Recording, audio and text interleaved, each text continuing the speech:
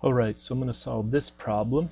It's going to take me a while, and it's a long problem. So this is one of our homework problems. So we're going to have a regenerative vapor power cycle,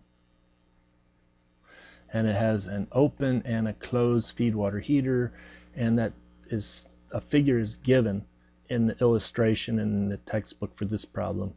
And the problem in the textbook also gives a table of properties, and so it tells us all the enthalpies and entropies at all the states and pressures and temperatures.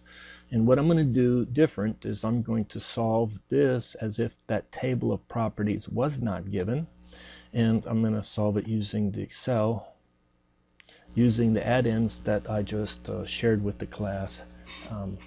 And so those are the add-ins that we constructed myself with the help of a student.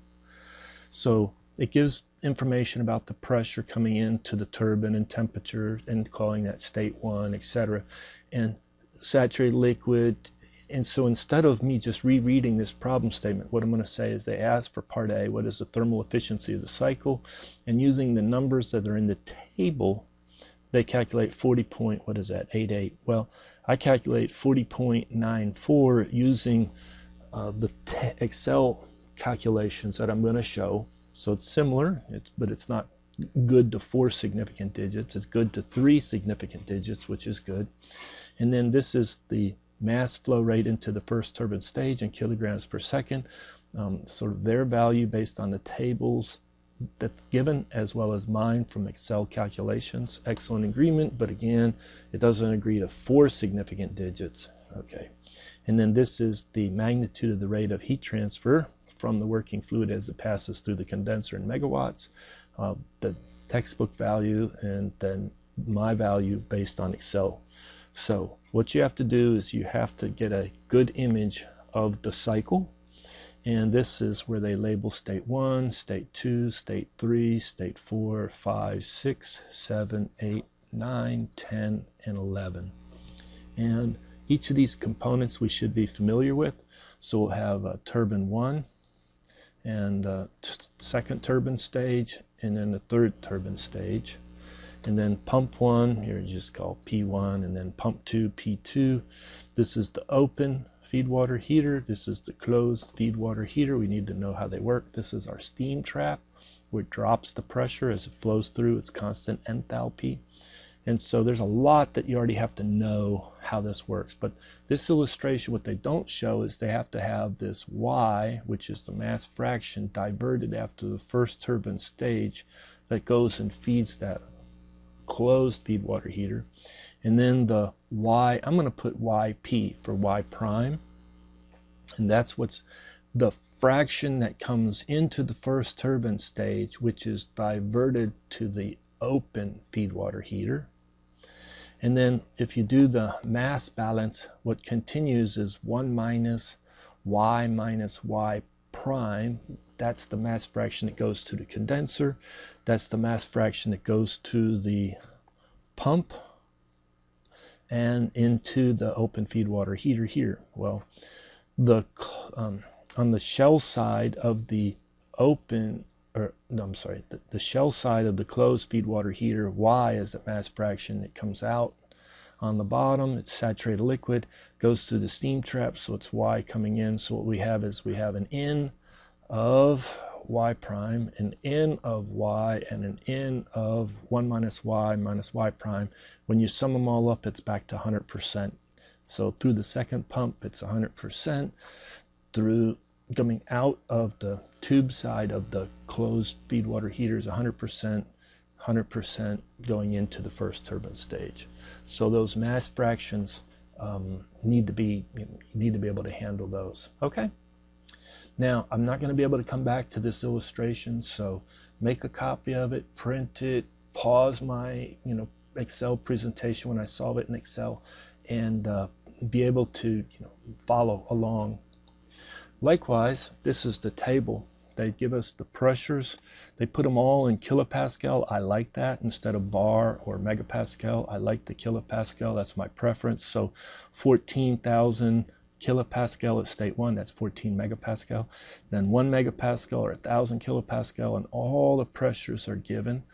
And then some of the temperatures here, this was a given as an input. This was also a given coming out at state 9. That's coming out after the tube side on the closed feed water heater. All right, so they give us all the enthalpies, which are needed for the energy balances for each of the components, as well as they give us the entropies. Some of these are not needed, some of them are needed, and then they give us the qualities at particular states. So this state 3 is in two-phase, you can see that, and then the state 4 is two-phase, saturated, between the saturated liquid, saturated vapor. It's a two-phase liquid vapor mixture at the quality of 84.23%. And then likewise here, the quality is 0 for saturated liquid, saturated liquid, saturated liquid at those states, and then a quality at state 11 of 11.71%. Okay, well, there you go. Now what we need to do is we need to start up Excel and then solve this problem in Excel.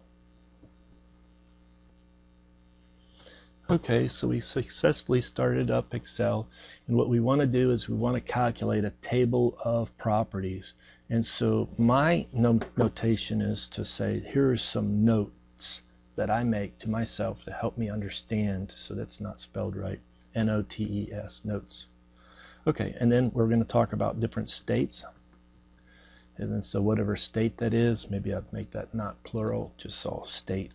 And then we're going to talk about the pressure at each state in kilopascal, the temperature in degrees C. I like to put quality here. Sometimes I'll put specific volume here. This time, yeah, I'm going to go ahead and leave it. I'll put it there. It's usually an empty column, meter cubed per kilogram, except for a few places where we really need it. The enthalpy is the key data, kilojoules per kilogram, and the entropy S in kilojoules per kilogram Kelvin. And that's my table for, I'll state 1, 2, 3, 4, 5, 6, 7, 8, 9, 10, and 11. Now, because this problem doesn't have an isentropic efficiency for any of the turbine stages or isentropic efficiency for any of the pumps, I don't have to worry about state 2S and 2 actual and 3S and 3 actual. It makes it a lot easier. So let's go ahead and put our pressures. It starts out at 14 megapascal, so 14,000 kilopascal. Then it drops to 1,000 after the first turbine stage and before the second turbine stage. Then it drops to 200 after the second turbine stage, what's going into the third turbine. And then after the third turbine, it drops to the lowest, which is 45. And right away, you can kind of see that that 45 probably isn't a line in the table like A3 if you're looking up saturated liquid values or anything like that. And so right away, you're probably saying, oof, I don't like that. I wish it would have been a nice even number that would have aligned in the table, because sometimes you have to do some interpolation. It just increases interpolation. But anyway, at this point, I'm going to use the equal sign and then just say, hey, state 5 is the same pressure. And then state 6 is the same pressure as the state 3. And then state 7 is the same pressure as state 6. And then state 8 is back up to our highest pressure of 14. And state 9 is back up to 14. And 10 is at our state 2 pressure of 1 megapascal. And then state 11, that drops it down and feeds it into that open feed water heater, which is running at 200. Right there. Now, why did I do that? Well, let's say that I want to change this problem and explore what happens if it's 12 instead of 14 megapascal. Well, you change these values automatically. I don't have to go down and manually change them. So maybe I leave that at 14,000. Maybe I say instead of 1,000, I put it at 1,500 kilopascal, and so it would change this automatically. But leave it at 1000. I'm just showing you the value of linking these cells together. Maybe I want to explore what's the effect of 300 on that instead of 200. And so there you go. And if you get it, you can get it to work out. Okay, so now this was 560 degrees C. And now at this point, we look at it and it's a note to myself. It's like, oh, I have superheated vapor. I know the pressure and the temperature coming in. And in my back of the book, I look in my tables. That's table A4 to be able to get that property. So this is just my little helpful note to myself, like, oh, now I know how to get specific volume if I need it, but I don't. Equal to enthalpy as a function of pressure temperature for water using table A4, pressure, comma, temperature, comma, hit return. There's my value. If I want, I'm going to do this. I'm going to put all these to the same significant digits. Put it to right there. There you go. That's plenty. Maybe I even should tighten it up a little bit. There you go. Now we're going to do entropy S as a function of pressure and temperature. I see that it's table A4. It's superheated. That's what I want. So I hit tab. So it speeds it up a little bit. Then I click for the pressure and then put a comma and then click for the temperature. I can force and close parent, or sometimes you can just hit return and it closes the parenthesis for you. I'm going to drag this all the way down, and I'm going to change the number of digits so that everybody gets the same number of digits. There you go.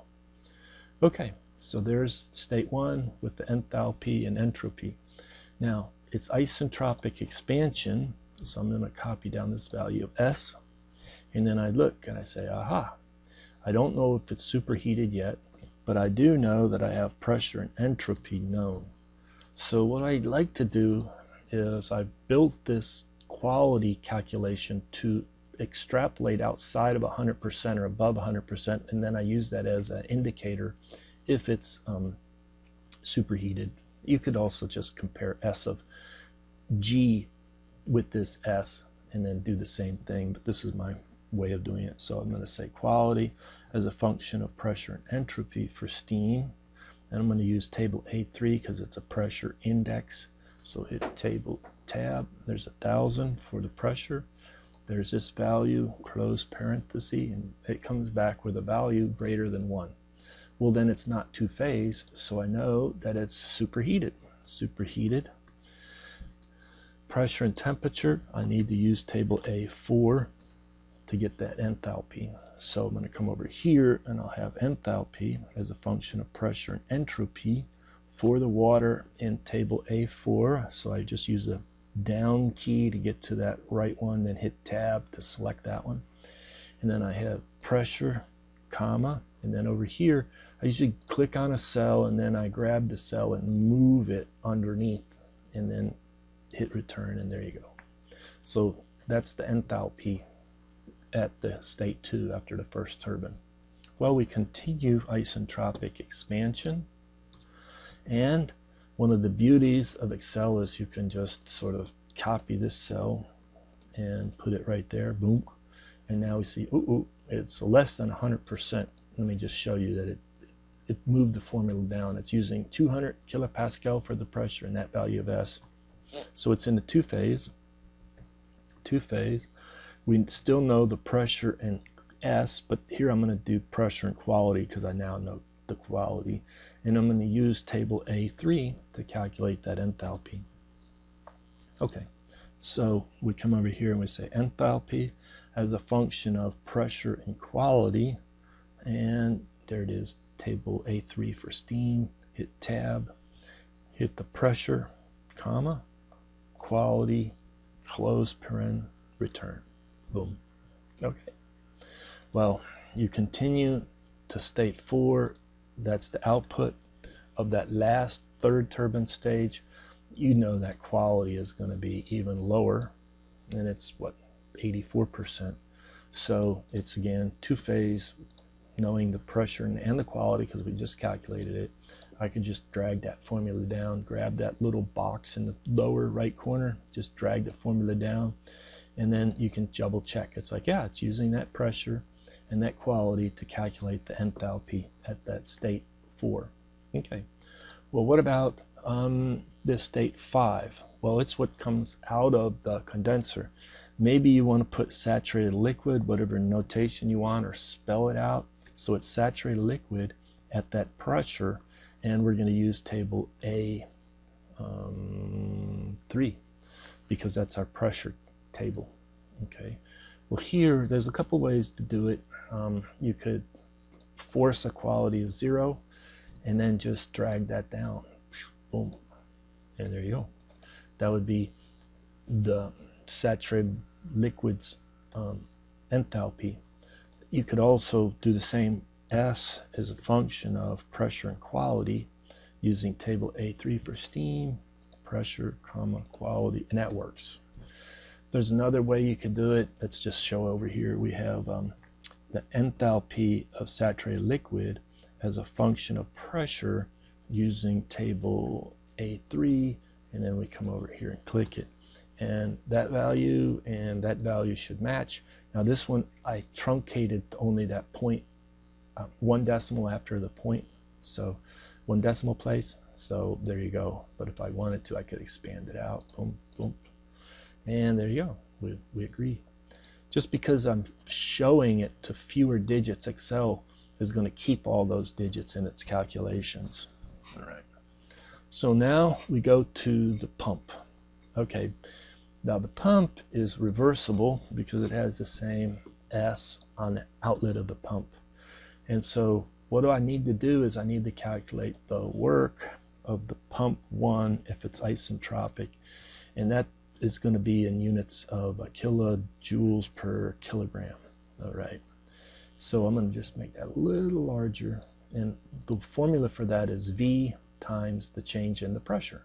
That'll be the specific work for the first pump, assuming isentropic flow through the pump. So what I need is I need to calculate the specific volume coming into the pump. Well, here's why I use that column. The specific volume, knowing the pressure and the quality, and we'll use this table A3, hit tab. There's the pressure, comma, the quality, and boom. There's my specific volume of the saturated liquid coming into the pump. So this equation to calculate that specific work is my V, specific volume coming in, times the change in the pressure. It goes out at 200. It came in at 45 kilopascal. And those units are going to work. So you have meter cubed per kilogram on specific volume, and then kilopascal, it works to kilojoules per kilogram. So that's the work added. So if we wanted to know that enthalpy coming out, it would be the enthalpy coming in plus that work. There you go. That's how you calculate the work coming out. Okay. So then it comes out as saturated liquid out of that open feed water heater. Well, I already did that up here, so why don't I just maybe copy these, do copy and do paste, and then I can compare. It's like, okay, that's the saturated liquid's specific volume. This is the saturated liquid enthalpy, and yep, I should have copied that cell for entropy as well, although it's not used. And then we say, well, I would like to calculate the work pump to isentropic in units of kilojoules per kilogram. What's that formula? It's going to be the V times the change in the pressure, going all the way up to 14,000 minus the 200 kilopascal. And notice now that's a whopping, that's a lot of work right there, 14 kilojoules per kilogram. So if we want to know this exit enthalpy, you take the inlet enthalpy and then you add to it the work. Now, I could have forced the minus sign in here, but let's not do that yet. We're going to have another table of the energy transfers, and I'm going to force that minus sign. But there you go. And if I wanted, I could copy down this S. Okay. So I forgot to emphasize over here, this is a compressed liquid, and basically we're doing the VDP VDP to calculate that enthalpy, and maybe I just leave it at that. And I should have maybe done the same thing here, right there. And then what about this one? Well, that was our saturated liquid at state, at the pressure. Okay, state 9. This is where they tell us that outlet temperature of 170 degrees C. That's very important. That's not saturated liquid. That's information that was given in the problem statement. Now we take a look at this 14 megapascal, 170 degrees C, and it's compressed liquid, and we know the pressure and the temperature, and we're very lucky that it's a high enough pressure that it falls in the table A5, which is our table for compressed liquids. So this one, this is maybe a little tricky here, but there you go. Let's go ahead and get that enthalpy. That's what I really want. So we have the enthalpy as a function of pressure, temperature for water, but not two-phase. That would be table A4. But for compressed liquid, table A5, I hit tab. Again, this is one of the reasons why I built this. It forces the student to really think, how am I getting this enthalpy as a function of pressure, temperature? Oh, if I was doing it by hand, I would be looking in table A5, which is for compressed liquid, at this pressure, and oh, by the way, you would have to interpolate, and this would be a double interpolation, and that's what the Excel code is doing. So that is not a temperature line in that table A5, and that's not a pressure block in that table A5. It's a double interpolation. Aren't you glad that Excel just did that for us? I am. So we're going to do this. We're going to get the entropy as a function of pressure, temperature for water in table A5. So pressure, comma, temperature, hit parenthesis, close. Okay. Now, state 10 is saturated liquid coming out. We know the pressure, and so we're going to use table A3 again. Okay, we've done this before. So this is saturated liquid. Let me just copy all this information, bring it right here, and say bang. There you go. So it uses that pressure of 1 megapascal saturated liquid. All right. Then what happens as it goes from state 10 to 11? Well, it's going through that steam trap. So it's going to be two-phase. It's going to be basically knowing the pressure and the enthalpy, because it's isenthalpic through the steam trap, and we're going to use table A3. All right, so these are the two pieces of information: the pressure, 200 kilopascal, and the enthalpy. You can calculate the quality. X is a function of the pressure and the enthalpy for water.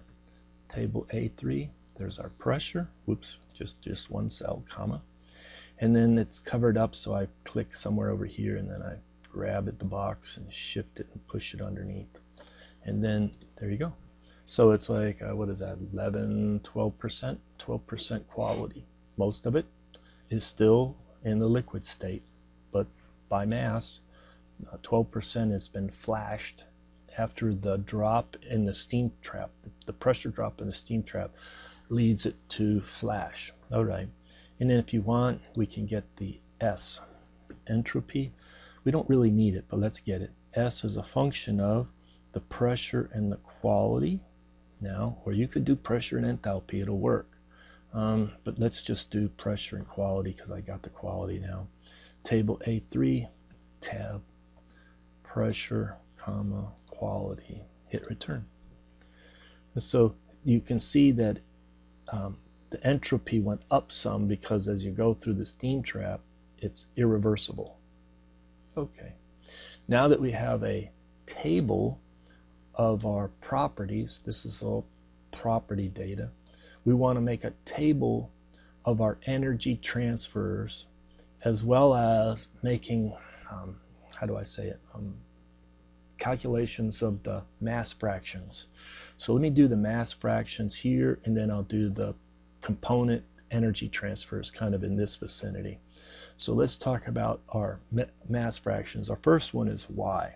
That was the mass fraction that's diverted after the first steam turbine, the first turbine stage, down to the closed feed water heater. I like to write the equation down as a not a valuation cell, but just a text cell. And so you have to be able to do this right. It's H9 minus H8 divided by the H2 minus the H10. What is that? That's just a note to myself, just like these are notes up here for how am I calculating Y, and then I can check myself if I'm getting some errors. So I'm going to go ahead and now just put Y and then use the actual numeric values in the calculation. So now I'm going to put in that formula. So I look for state 9 enthalpy right here. I subtract off of it the state 8 enthalpy, close parent, divide by, open parent. We have H2, enthalpy at state 2, minus the enthalpy at state 10, right here, close parent, and hit return. And we look at it, and it's about 10%, a little over 10% of what went through the first turbine stage is diverted to the closed feed water heater. All right. I like to actually do the 1 minus Y because that's the fraction it continues on. And I know it's silly, but you don't need to put it like that, but there you go. So now I'm saying 80, what is that, 9.7% continues into the second turbine. Now after the second turbine, we have Y prime. Again, I like to write the formula for Y prime. It's a little bit of work, but if we mess up this formula, then all the equations won't work, it'll be garbage. So in the formula, I have calculated that it's enthalpy at 7 minus, then I'm going to put 1 minus Y, because I do know that already, times H6, and then we have minus Y times H11. That's all in the numerator, and you divide by, in the denominator, H3 minus H6. Now, I'm not developing that, I'm just saying that I worked on that offline, I bring that in and I'm putting it into the Excel. That's a note to myself. Now I put Y prime, because it thinks I'm retyping that equation, so I got to hit some space bars to make it go away. And then I actually now code up that equation.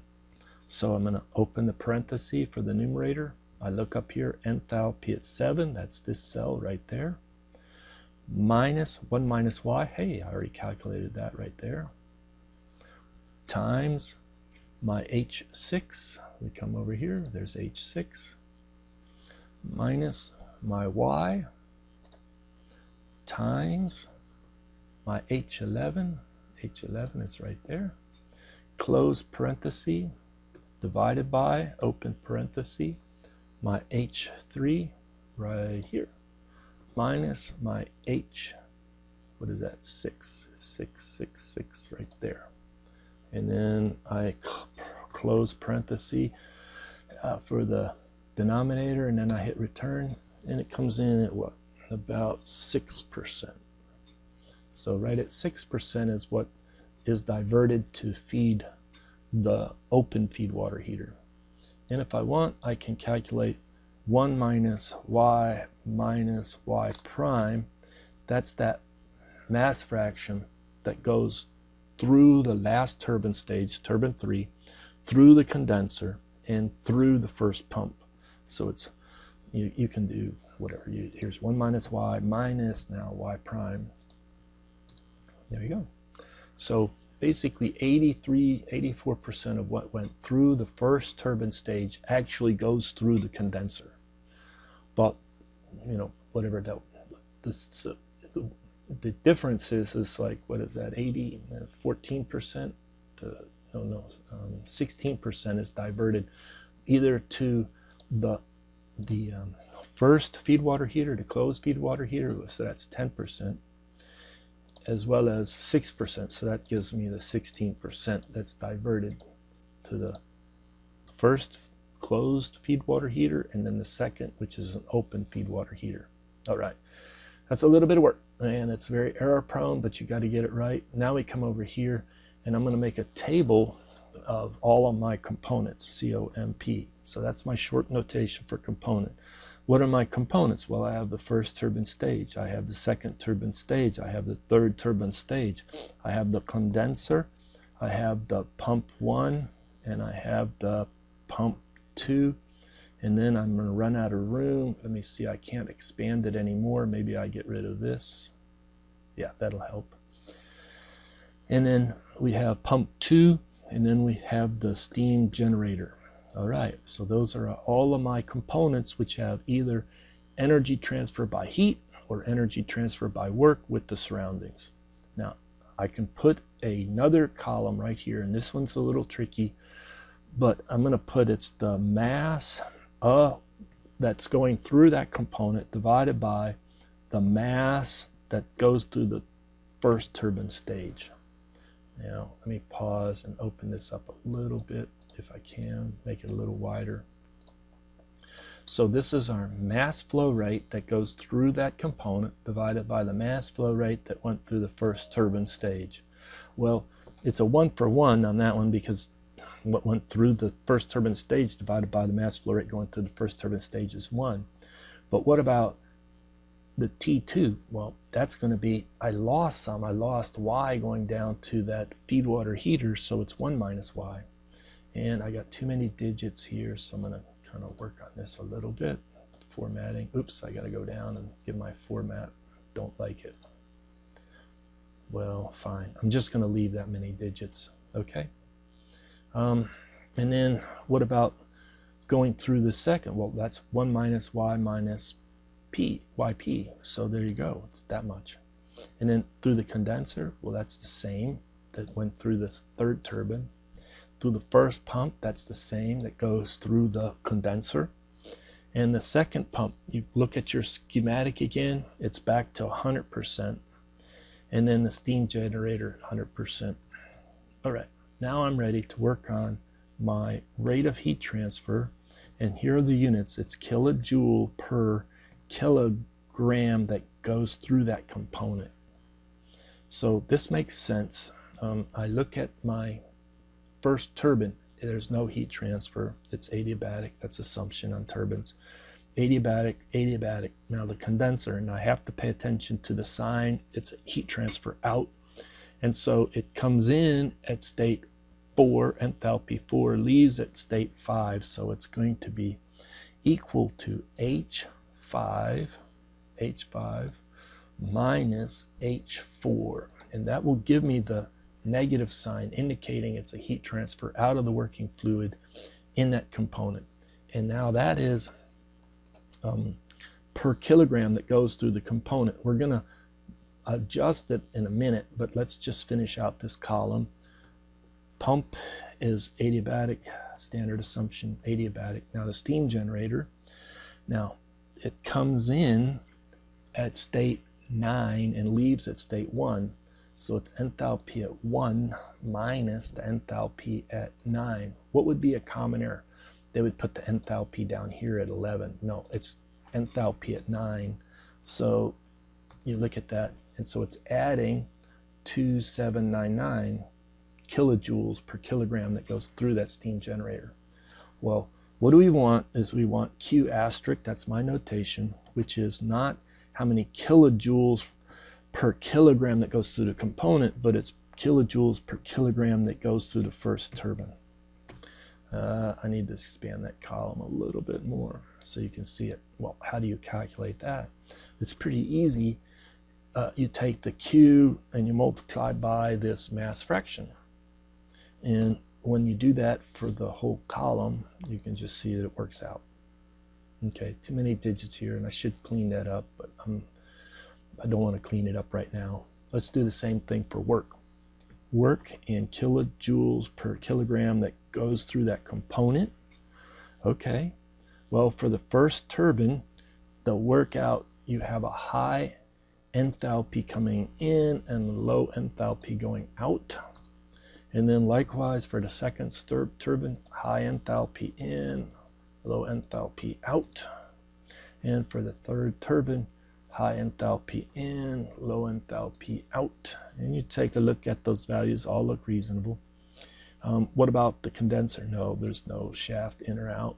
How about the pump? Well, this one I'm going to force that minus sign so it's consistent. We're going to do a sum of this column in a minute, and we need that right there. And likewise for the second pump, we force the minus sign because it's really a work in or power into the pump. And then the steam generator is 0. Now I want everything on the same per unit mass basis, so W asterisk in terms of kilojoules per kilogram that goes through the first turbine. And expand that a little bit. How do we calculate this? Well, it's just the product of the work per unit kilogram going through that component times the kilogram through that component per kilogram going through the first turbine. And then we can drag this formula down. And what it is when you do the sum, you're going to get the net, N-E-T. And so this is needing to be the sum of all of those heat transfers for all the components for the whole cycle, and it's on the same per unit mass basis. And we can come over here and do the sum of that column. And these two need to match. And if they don't match, you have an error. Where would you have an error? Typically in the calculation of your work, or typically in the calculation of your mass fractions, or maybe you have a calculation of enthalpy errors somewhere in here. But you have to look for the error if these two do not match. Okay, so they match here. And they match pretty good. I mean, look how many significant digits they match to, which is great. Okay, now I hate to do this, but I have to scroll down to find room, or maybe I can fit it in here. What is my efficiency for the cycle? All right, that's my question for part A. Maybe I even put it over here, question part A. Well, the cycle thermal efficiency. Well, it's my net work out, and everything's per kilogram that goes into this first turbine, divided by the net heat in. Now, it's not this right here. It's just what is heat in added in the cycle. It's just what comes in, what we have to pay for in the steam generator. And that comes in at about, what, 40%? 40.94%. Okay. Now, they tell us the W dot, the work, W dot for the cycle, and they tell it in megawatts, but I'm going to convert that to kilowatts, and that's pretty easy. So it was 300 megawatts, so it's 300,000 kilowatts. That's the net power out of the cycle.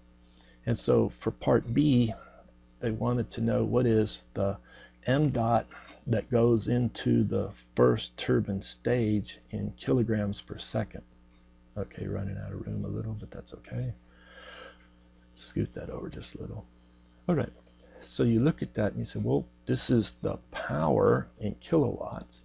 And if I divide that by the net work per kilogram going into the first turbine, then I'll get the mass flow rate that's going into the first turbine in units of kilogram per second. So it's like this is the answer for part B. Maybe I bold it. Maybe I bold this one, make it a little easier to see. All right. Now for part C, they ask for the Q dot that's rejected in the condenser. So Q dot in the condenser, and they want it in megawatts. Okay, well, I'm going to calculate it in kilowatts and divide by 1,000 to get megawatt. And so I know the mass flow rate that goes through the first turbine, so I'm going to use that. And I'm going to multiply by that heat transfer that's in the condenser per kilogram that goes into the first turbine. And that'll give me in kilowatts. Because there's a minus sign on that, I'm going to force this to be, take a minus of a minus, make that positive.